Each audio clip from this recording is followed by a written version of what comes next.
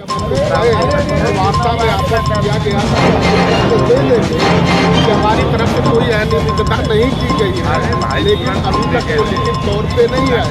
हम लोगों ने 10 दिन का समय दिया था, 15 दिन का इंतजार किया, तो ये तय किया गया था कि केजरीवाल को लेकर के आज बात करेंगे और अपनी बात के लिए क्या राज्यपाल का जो भेजा हुआ प्रतिनिधि होगा उसको दिया जाएगा। लेकिन लगता है कि प्रशासन जो है उसकी कुछ ज़्यादा ही शक्ति है, कुछ ज़्यादा ही पकड़ है, कुछ ज़्यादा ही प्रभाव करते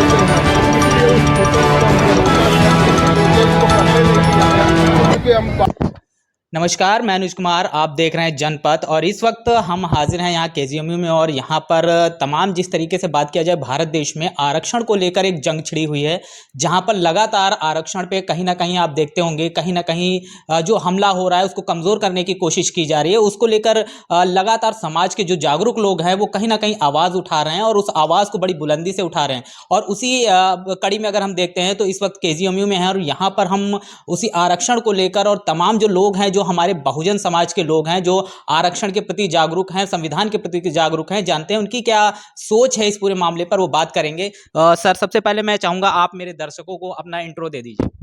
मैं डॉक्टर संतोष कुमार हूं और यहाँ के जेएमयू में रिस्पिरेटरी मेडिसिन में प्रोफेसर हूं और जो शिक्षक संघ है पूरा के जेएमयू का, उसका मैं जनरल सेक्रेटरी हूं। सर, जिस तरीके से देखा जाए एक बड़ी बात निकल कर आती, तमाम लोग जो है वो लगातार जो है, जैसे अभी इंडिया क्रिकेट टीम का जो मैच हुआ उसमें जब हारी तो कई लोगों ने जो आरक्षण पे सवाल खड़ा किया। तो क्या लगता है उस आरक्षण की वजह से देश को क्या कोई नुकसान हो रहा है या उससे देश आगे बढ़ता हुआ दिखाई दे रहा है?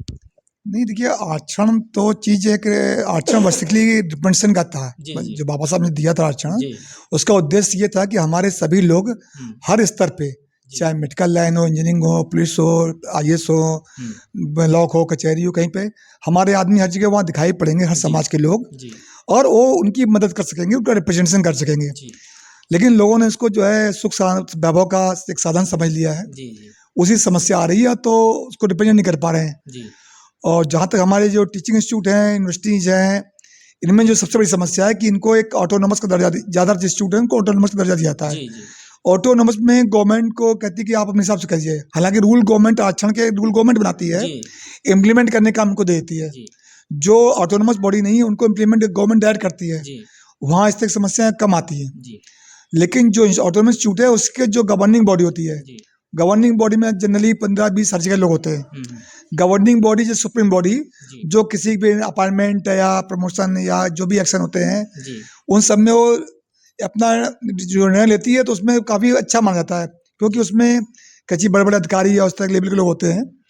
सबसे बेसिक बात क्या है, उसमें एससी ओबीसी का कोई लिमिटेशन नहीं है। जैसे हमारे यहाँ अगर देखा जाए, हमारे यहाँ 20 लोगों की कार्य परिषद है, उसमें कुछ भी नहीं है। बहुत पहले, करीब 15 साल पहले 2 लोगों का था, वो भी एक ऑर्डिनेंस था, खत्म हो गया। उसके बाद जो सरकारें आई तो उसको में बनाया नहीं। हालांकि अभी भी कई बार लिखा गया, और कई जो डिप्टी सीएम साहब उन्होंने भी लिखा है कि नहीं, जो कार्य परिषद है उसमें एससी ओबीसी के रिप्रेजेंटेशन भेजे जाएं चयन के माध्यम से। लेकिन अभी तक वो असलियत में, मतलब आप कहेंगे धरातल पे नहीं आ सका हो। तो समस्या इसलिए अगर जहाँ जो वास्तव में आपकी डिसीजन मेकिंग अथॉरिटी है, अगर वहाँ लोग बैठे हुए हैं तो इस चीज़ को बचाए, जो नियम कानून है उसको इम्प्लीमेंट आराम से करा सकते हैं।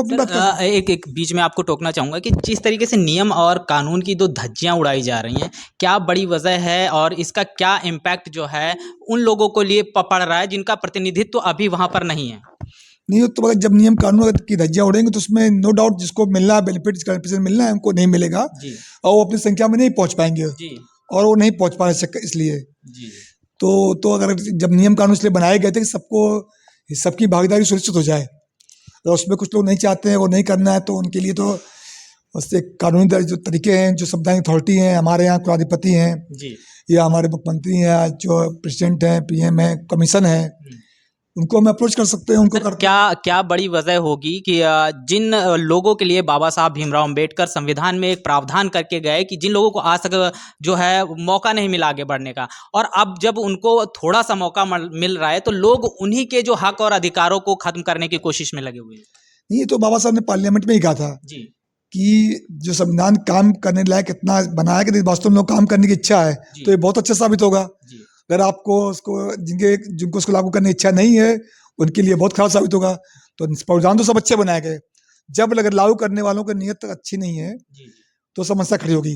अगर जिनको नियम कानून लागू करना है ईमानदारी से लागू करेंगे तो विधानसभा सदन में जो नियम बनते हैं, नियम तो बहुत अच्छे बनते हैं, लेकिन तब भी तो आम चीजें सामने आपके सामने आती हैं समाज में, किसी भी मैटर में हो, चाहे एट्रोसिटी हो, चाहे आपका दहेज विरोधी हो, चाहे आरक्षण वाली बात हो, सही से इम्प्लीमेंट हो तो इतनी दिक्कत नहीं आएगी। इम्प्लीमेंट करने में थोड़ी सी बहुत अच्छी कंडीशन नहीं है, इसलिए आपको समझ आती हैं। आदि आप संख्या देख लें, स्टेट गवर्नमेंट की बात छोड़ दी, आप सेंट्रल गवर्नमेंट देख लीजिए, यूनिवर्सिटीज हैं उसमें टीचिंग में तो बहुत खराब हालत कंडीशन है। तो इसलिए नहीं कि ठीक से इम्प्लीमेंट, ऐसा नहीं कि लोग पढ़े लिखे नहीं है, लोगों के पास PhD नहीं है। और जो हमारे यहाँ, मैं आपको बता दूं, हमारे यहाँ कई सारे इंटरव्यू होते हैं। सोच आप कल्पना कर सकते हैं कि लोग कैसे MBBS पास करते हैं। CPFT लोगों को क्वालिफाई करना पड़ता है, CPFT पास होते हैं, उसमें एंट्रेंस में आते हैं, फिर उनको 13 सब्जेक्ट होते हैं, 13 सब्जेक्ट को पास करना पड़ता है। हर एक में 2 एक्सपर्ट बाहर से, 2 एक्सपर्ट अंदर के होते हैं, लिखित तो प्रैक्टिकल एग्जाम होता है, उसको पास करते हैं। फिर PG मतलब MD MS करने के लिए उनको फिर इंट्रेंस देना पड़ता है। इंट्रेंस देने के बाद 3 साल के बाद फिर इनका एग्जाम होता है, उसमें फिर 2 एक्सपर्ट बाहर से, 2 इंटरनल एक्सपर्ट आते हैं, वो MD करते हैं, और उसके बाद SRC करनी पड़ती है। और उसके बाद भी हमारे टीचिंग के लिए एक एंट्रेंस एग्जाम होता है, जिस एंट्रेंस एग्जाम को लोग पास कर जाते हैं, फिर भी कमेटी के नाम पे साक्षात कमेटी में बैठते हैं, बोलते हैं मेरिट डिसीजन बनेगी, उसमें कह देते हैं candidate is not found suitable.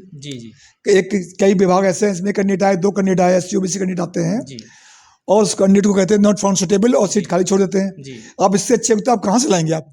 जब आप विज्ञापन निकालते हैं, ऑल इंडिया विज्ञापन निकालते हैं, 3 पेपरों में पेपर विज्ञापन निकालते हैं, ऑनलाइन विज्ञापन निकालते हैं, कैंडिडेट आ रहे हैं, और वो भी आपके नजर में नॉट फाउंड सुटेबल हैं, तो हमें अथॉरिटी को ये बताना चाहिए वो अगर कैंडिडेट कहाँ से लाएगी, वो विदेश से लाएगी, विदेशी नागरिक को तो नौकरी मिल नहीं सकती है।